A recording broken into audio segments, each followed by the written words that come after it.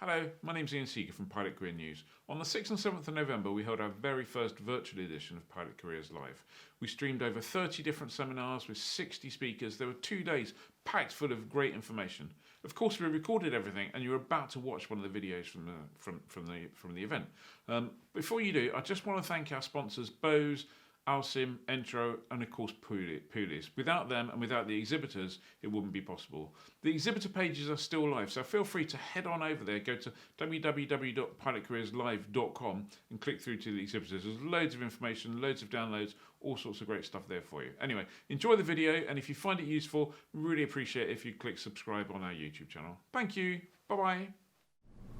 Hello and welcome to the next Q&A session where this is our last but one Q&A session for what's been a mammoth 2 days of Pilot Careers Live virtual. We've still got another whole session to come with some great stuff in it, so make sure you stick around for that. In the meantime, if we don't get through your questions here, please feel free to pop to the exhibitor stands and ask the questions there. There's loads of people there waiting to take your questions, and if you need something answered a couple of times, you can answer it. You can get it answered by pretty much every exhibitor if you want. Quick, one of our last thanks to the sponsors, Bose, Alsim, Poolies, Entro. And if you buy something from Poolies, use the code PCL, you get 5% at checkout. I don't know how long that will last, so get on then. It will last for a couple of days, I'm sure. But anyway, do we have any questions, Karen? We do. The questions that came in for Steve earlier seem to have disappeared from the screen. Oh no, here we are. Right, so we have some questions on the drone flying that I'll put across to Steve, please, if I may. So, hi Steve, welcome back. Thank you very much. Could you explain the changes coming up regarding commercial drone flying, and will you need a drone pilot license? Okay, so yeah, the new changes are on the face of it quite complex, but it's good news for if you're flying commercially. What you did used to need was what's called the PFCO, which was the permission for commercial operations. They've basically taken the commercial aspect of that out, and the new regulations, there's two separate ones. One's called the A2C of C, the other one's called the GVC, and it's all done on the weight of the aircraft. So realistically, you don't need either of those licenses if you were to fly a drone which weighs under 250 grams. Realistically, if you were going to fly commercially, you'd need to know how to do a risk assessment, and you would probably need a drone that weighs more than that. So you don't need it to fly commercially, but yes, you do if you're going to be using the drones and carry out the risk assessments they'll expect you to do. Great, thank you. I should have said, can we? That's not criticising how you've just answered that, but we've got quite a few questions, so let's fire through them if we may. Yeah.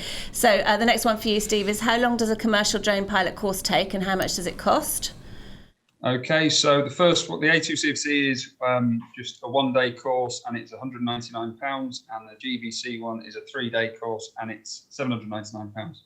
Brilliant, thank you. And what can a drone pilot earn? Whatever you can ask for. If you're working for a big company, ask for loads of money. We know people that charge over £1,000 a day, but realistically, when you're starting out, maybe £300 a day, £500 a day is definitely a reasonable thing to ask. Right, okay, brilliant. Thank you very much. Right, I have a few questions for Sarah here as well. Sarah, could you put your helicopter flight hours towards your flight hours for planes? There would be some credits if you were to retrain. So if you've got a fixed wing license currently, there are some sort of dispensations that you can get against the hours. If you're going the other way, the same is true as well. It's not a huge amount. It's a small single figure number off the modular PPL course, and then between 20 and 50 hours credit towards hour building towards a CPL. But largely they are two different licenses. Great, thank you. Sarah, isn't helicopter flight training even more expensive than fixed wing? Well, the hourly rates are, but the way we've got the career programs for just around about 57,000 plus VAT, you can do everything all the way up to CPL. So you can be a commercial pilot licensed on one type for, sort of including that, that's 69,000. And then if you want to add the instrument rating on, that's quite expensive, but you're typically going to get that added on later if you are going into a specific industry, you don't have to get an IR, and there are jobs that that are available to basic CPLs. And then adding the instructor course onto that isn't too expensive, so it can actually be cheaper overall.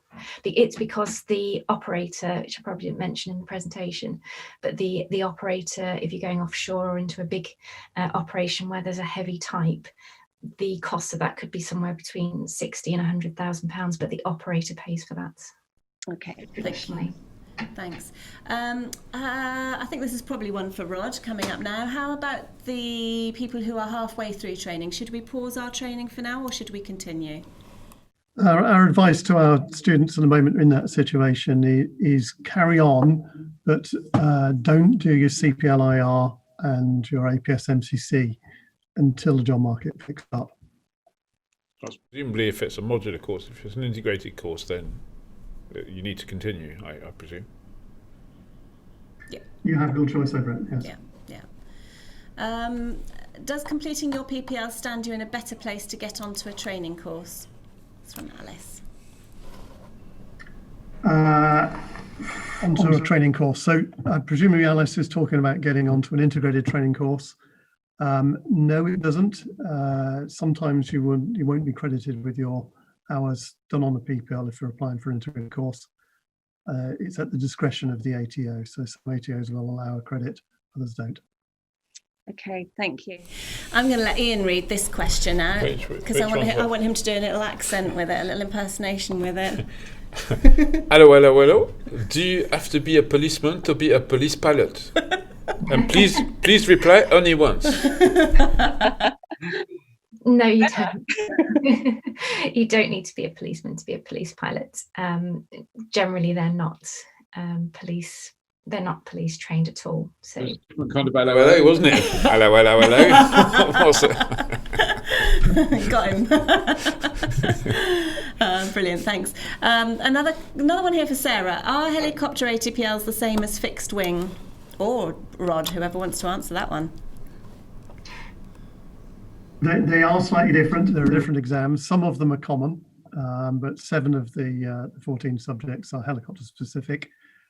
They cover very much the same sort of content, probably about 80% common, but they are separate exams.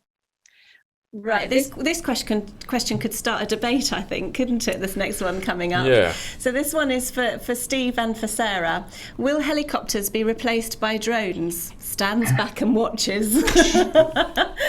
I've got a good example of this actually. So I've just been speaking to the Forestry Commission, and they actually have a helicopter that they use to fly and check different forests, but they actually use drones in tandem with the helicopter. So no, the answer is you would have a helicopter doing large areas. A drone couldn't fly those larger areas, and a drone could be used to be a bit more specific when researching maybe an area. That's good. I thought that was going to be far more entertaining. Sorry. So we're going to have to separate the Zoom screens there for a minute. Okay, brilliant. Rod, how are ATOs helping cadets who have recently graduated? Very much depends on the ATO, to be frank. So some are helping, some are not. I think it's quite reasonable to be asking an ATO for help with currency training. You can't just stop flying and maintain the skills. They gradually deteriorate, particularly when you don't have many hours in the first place. If you are in that position, I would be talking to the ATO and I'd be asking for a decent rate from them. They have extra capacity. Just ask them for flying at cost. Yeah, I think again that goes back to exactly the tip we've been giving everybody over these last few days. It's research. Speak to your ATOs, ask the questions. There are ATOs out there who are doing free currency training to keep you up to date with your skills between graduating and airline opportunities coming along. So, just ask the questions to see whether the ATO that you're interested in is doing something along those lines or otherwise, whatever's going to suit you as an individual. Yeah, I think if you want to go back onto the on-demand section, if you're watching this, then the very first seminar we did, which was training through the COVID crisis, I think that was a question that cropped up for a bunch of the ATO people who were on that panel, and they gave some answers to that. And it does vary between ATOs. But clearly, you just need to make sure. This whole thing is about making sure that you take informed decisions. Okay. And the other thing to bear in mind there is that simulator training actually costs not a lot to deliver. So simulator time isn't very expensive. So it's quite reasonable for you to go back and ask for time. Yeah. It's not going to be very expensive. There's one more question before we close, which has been highlighted. I don't think it's really for this forum, but someone's obviously telling me here we need to ask it. Okay.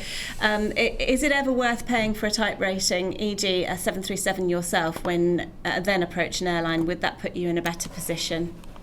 No. We're all shaking our heads on that. There is one exception, I have to say. The corporate jet market, often there are self-funded type ratings. It is the norm, and there are jobs around in the corporate jet market at the moment. But I'd be cautious. There are horror stories of people who've been promised by an organisation that they will get work. Just do a type rating lesson, and will get work, and the work doesn't materialise. So be very cautious about it. But it is a norm in that market, so don't. I'm not saying no, don't do it, but do it after research. Brilliant, thank you very much. So we've got a few more questions here, but they're not really relevant for this forum, so we'll hold them over for I quite like the one about hair. Okay, I knew you were going to bring that one in. So should I cut my long hair, I'm male, to get more chance of being hired by an airline? I'm going to answer that one, if I may, before anybody jumps in. I think the answer to that question is, look at pilots and see how professionally they present themselves in general, and decide what's the right way for you to present yourself when you go along for an interview. Pilots are a professional career, and you need to think about what looks right in the uniform. So again, it's about making your own personal choice, but what looks right in the uniform is how you should present yourself. I just wish I had the option of asking that question. Would anybody say anything different to that on the panel before we close?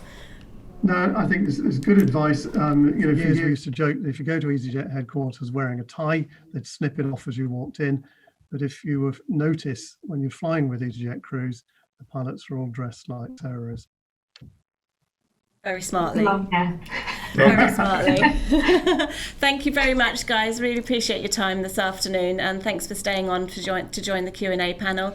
We're going to close this one off now. There's a couple more questions coming in, but we do have to try and stick to time. We've got one more session this afternoon to go, which has a couple of panel presentations on it. So stay tuned for that. We're just going to pop to an advert briefly, and then we'll be back with Ian, who's hosting the first panel after the break. Bit of a shuffling. So thanks very much. Thank you, everybody. And Thank we'll you. see everybody later. Bye.